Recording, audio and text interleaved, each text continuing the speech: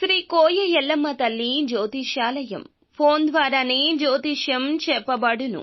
విద్య, ఉద్యోగం, వ్యాపారం, ప్రేమించిన వారు దూరం అవడం, భార్యాభర్తల మధ్య గొడవలు, అత్తాకోడళ్ల మధ్య మనస్పర్ధలు, కుటుంబ సమస్యలు, ఆర్థిక సమస్యలు, పెళ్లి కుదరకపోవడం, సంతానం ఆలస్యం కావడం, స్త్రీ పురుష వశీకరణం, చెడు ప్రయోగ నివారణ మొదలగు ఎటువంటి సమస్యలకైనా పరిష్కారం చూపబడును. స్త్రీ పురుషులకు ఎటువంటి సమస్యలు ఉన్నా నమ్మకంతో కాల్ చేయండి.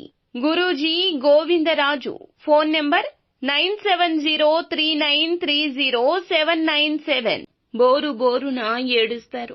ఏమిటి ఆ విషయం? ఏం జరగబోతుందో వీడియోలో చూసి తెలుసుకుందాము. వీడియో నచ్చితే తప్పకుండా ఒక చిన్న లైక్ చేసి మమ్మల్ని సపోర్ట్ చేయండి. ఈ రోజున విషాదపూరిత లేదా అసహాయకరమైన నిజాలు అయితే బయటకు రాబోతున్నాయి. ముఖ్యంగా ఎప్పటి నుంచో అనుమానం ఉండి స్పష్టత లేక ఎప్పటికీ వదిలివేసిన విషయం ముందుకొస్తోంది. తెలిసిన కొందరు ఈ రాశిలోని వారు బోరు బోరున ఏడుస్తారు. ఎందుకంటే కొన్నిసార్లు నిజాలు ఎంత నిర్దాక్షిణ్యంగా ఉంటాయో, దెబ్బతీస్తాయో ఈ రోజున అనుభవం అవుతుంది. ఏం జరుగుతుందో కొంచెం విపులంగా చూద్దాము.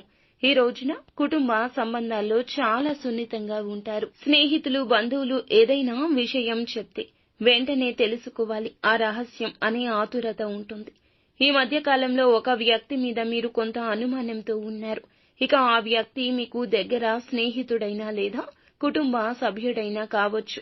మధ్యాహ్నం 2 గంటల నుండి సాయంత్రం 6 గంటల మధ్యలో చాలా కాలంగా వెతుకుతున్న నిజమైతే ఎటకేలకు బయటకొస్తుంది. ఇదొక మోసం కావచ్చు. ముఖ్యంగా డబ్బు సంబంధితమైన సాన్నిహిత్య సంబంధం, ప్రేమ విషయంలో అయినా కావచ్చు. కలలను కళ్లకు కట్టినట్లు కలిగించిన వారు వెనుక వేరే దారులు వెతుకుతూ ఉంటే కనుక అది తెలిసే అవకాశం ఉంది. ఈ నిజం తెలిసాక మీరు ఒక్కసారిగా కుప్పకూలిపోవచ్చు.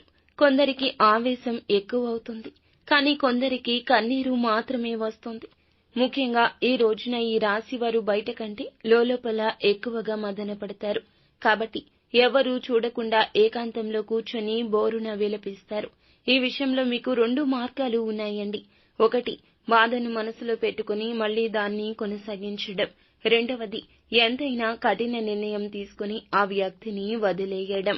ఏది సరిగ్గా అనిపిస్తుందో మీరే నిర్ణయించండి. కానీ ఒకటి గుర్తు పెట్టుకోండి, వృత్తిపరంగా, ఆర్థిక పరంగా ఈ విషయంలోకి ఇంకెవ్వరినీ లాగొద్దు.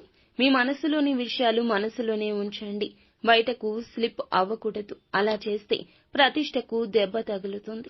ఇక ముఖ్య విషయం ఏమిటంటే ఈ నిజాన్ని తెలిసి బాధపడితే తప్పకుండా కుటుంబానికి తెలిసే అవకాశం ఉంటుంది. మీ యొక్క భుజాలపై మీ ఇంటి వాళ్ళు సానుభూతి చూపిస్తారు. కానీ సమస్యలను పెంచాల్సిన అవసరం లేదు కదా.